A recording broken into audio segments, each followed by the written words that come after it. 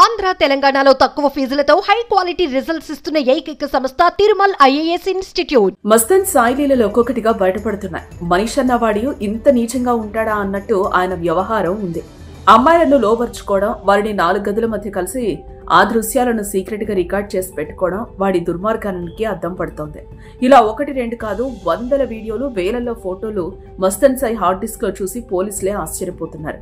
చివరికి అతడి భార్య వీడియోలు కూడా హార్డ్ డిస్క్ లో ఉన్నాయి.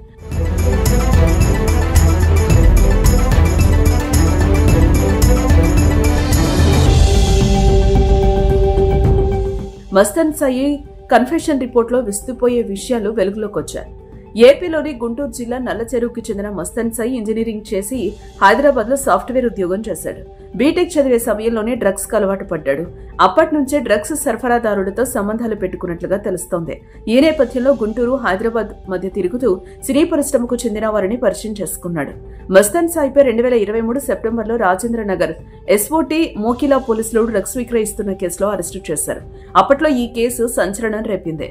ఆ కేసులో మస్తన్ సాయి A4 గా ఉన్నాడు. ఇటీవల అతడిపై విజయవాడకు చెందిన లావణ్య ఫిర్యాదు చేయగా పోలీసులు అదుపులోకి తీసుకుని విచారణ జరుపుతున్నారు. తర్వాత రాజ్ తరుణ్ లావణ్య కేసులో కూడా మస్తన్ పేరు వినిపించింది. అయితే ఇటీవల నార్సింగ్ పోలీస్ స్టేషన్ లో మస్తన్ సాయిపై లావణ్య ఫిర్యాదు చేసింది. తనతో పాటు ఎంతో మంది అమ్మాయిల అశ్లీల వీడియోలు దాచుకుని వాటితో బ్లాక్మెయిల్ చేస్తున్నాడంటూ మస్తన్ సాయిపై లావణ్య ఫిర్యాదు చేసింది.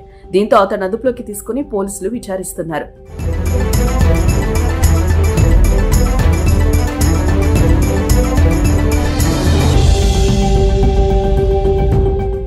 మస్తన్ సాయి ముందే హార్డ్ డిస్క్ ఓపెన్ చేసి అందులో వీడియోలను చూపించి వివరాలు రాబట్టారు.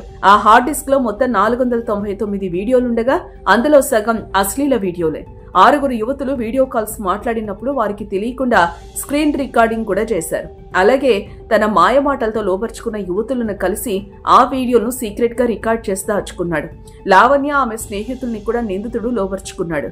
దాదాపు 3 ఏళ్ల నుంచి ఇలా రహస్యంగా సేకరించిన ఫోటోలు, వీడియోలున్నాయి. బయటపడిన వీడియోలో మస్తన్ సాయి భార్యకు సంబంధించినవి కూడా ఉన్నాయి.